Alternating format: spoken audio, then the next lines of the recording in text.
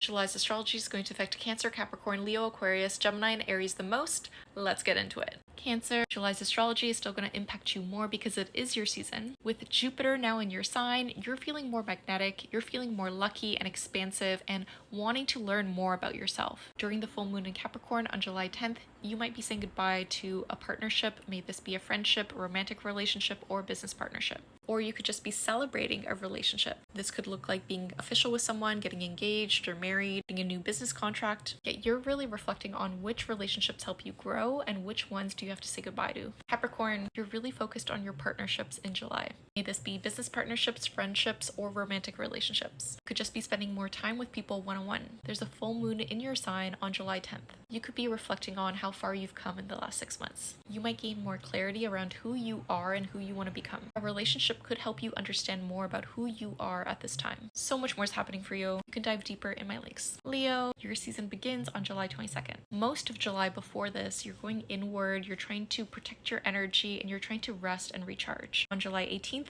Mercury goes retrograde in your sign. During this retrograde, you're going to be reflecting more about who you are and who you want to become. You could get very nostalgic and really focus on what would make your inner child happy. You then have this beautiful new beginning on July 24th, with a new moon in Leo. You could hear from some people from your past. This feels very reflective, but also this rejuvenation of who you want to be. So much more is happening for you. Aquarius, July's astrology is going to affect you more because you're really focused on your relationships in July. This is especially true after July 18th when Mercury goes retrograde in the sign of Leo. For you could be rethinking a lot about your relationships at this time. Yes, you could potentially hear from an ex or someone from your past. You then have a new beginning in your partnership sector with a new moon in Leo on July 24th. This could look like meeting someone new or reconnecting with someone. So much more is happening for you. You can dive deeper in my links. Gemini, July's astrology is going to affect you more because Uranus is moving into your sign on July 7th. Uranus is the planet of shock, unexpected insight, breakthroughs, and change. With Uranus in your sign, you're really going to be changing things up, especially in terms of how you see yourself and your identity. You could shock other people and yourself during this period. You're going to be trying to do things differently,